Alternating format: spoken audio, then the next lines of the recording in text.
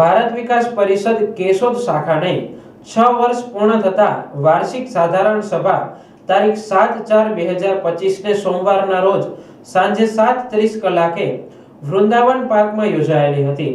આ કાર્યક્રમમાં ગત વર્ષના કાર્યક્રમોના લેખાજોખા તથા આવનારા વર્ષ માટેની નવી ટીમને જાહેરાત કરવામાં આવી હતી। નવી ટીમમાં પ્રમુખ શ્રી આરપી સોલંકી, મંત્રી શ્રી જીતેન્દ્ર પટેલ સાહેબ, ખજાનચી શ્રી જયદીપભાઈ સોની, મહિલા સહભાગિતા શ્રીમતી કંચનબેન પી ગજેરા તેમજ સંપર્ક સચિવ શ્રી નિશાંતભાઈ પુરોહિતની સર્વાનુમતે વરણી કરાઈ હતી।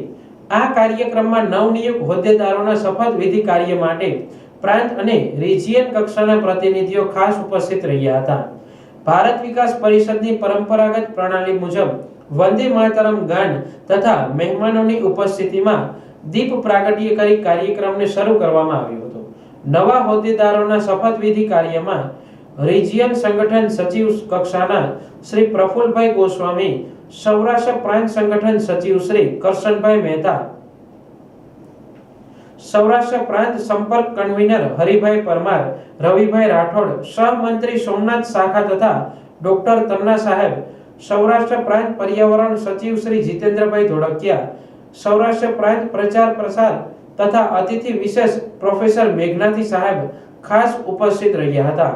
કાર્યક્રમના પ્રારંભે જે.આર. નંદાણીયા દ્વારા ઉપસ્થિત તમામ મહેમાનો અને સદસ્યોનું શાબ્દિક સ્વાગત કરવામાં આવ્યું હતું। ત્યારબાદ શ્રી કરશનભાઈ મહેતા દ્વારા પ્રાંત અને રિજિયન કક્ષાએ થયેલા બંધારણીય સુધારા વધારાની વિગતોને ચર્ચા કરવામાં આવી હતી। ત્યારબાદ આ સંસ્થાના વાર્ષિક આવક જાવકના હિસાબોનું સરવૈયું ખજાનચી શ્રી જયદીપભાઈ સોની દ્વારા રજૂ કરવામાં આવ્યું હતું। ત્યારબાદ શ્રી કરશનભાઈ મહેતા દ્વારા નવા હોદ્દેદારોને શપથ ગ્રહણ કરાવ્યા હતા। ત્યારબાદ નવનિયુક્ત થયેલ પ્રમુખ શ્રી આરપી સોલંકીએ ભારત વિકાસ પરિષદના આગામી વર્ષના આયોજન બાબતે વાતો કરી હતી। વંદે માતરમ, ભારત માતા કી જય। આજે કેશોદની અંદર ભારત વિકાસ પરિષદની જનરલ બોર્ડની મીટિંગ બોલાવવામાં આવી। તેમાં અમારા રિજિયનલ ઓફિસર શ્રી પ્રફુલભાઈ ગોસ્વામી, શ્રી કરશનભાઈ મહેતા, શ્રી હરિભાઈ પરમાર, સ્નેહલભાઈ તન્ના, રતિભાઈ રાઠોડ, રવિભાઈ રાઠોડ તથા જીતેન્દ્રભાઈ ધોળકિયા અમારા અધિકારીગણ શ્રી ઉપસ્થિત રહ્યા અને આજરોજ અમે નવી કારોબારીની નિમણૂક એમના સૂચનથી કરવામાં આવી, જેમાં પ્રમુખશ્રી તરીકે મારું નામ સૂચવવામાં આવતા હું બિનહરીફ પ્રમુખ તરીકે આજે નિયુક્ત થયેલો છું તથા મારી સાથે જયદીપભાઈ જાંજમેરિયા અને પ્રોફેસર પટેલ સાહેબ પણ મંત્રીશ્રી અને ખજાનચી શ્રી તરીકે એમણે શપથ ગ્રહણ કરેલ છે।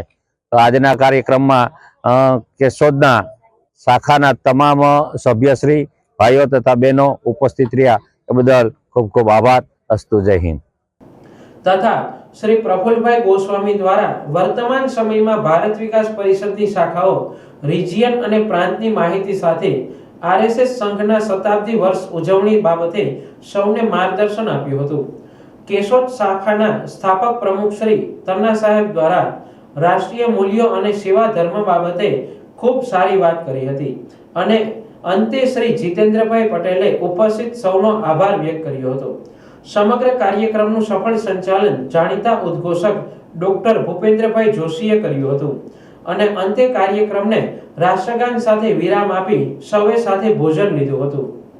માતરમ, સંપર્ક, સહયોગ, સંસ્કાર, સેવા અને સમર્પણ એવા પંચસૂત્રોને વરેલી એવી ભારત વિકાસ પરિષદ સંસ્થા કેશોદની આજે 6 વર્ષ પૂર્ણ કરી અને 7મા વર્ષની વાર્ષિક સાધારણ સભા યોજાઈ ગઈ।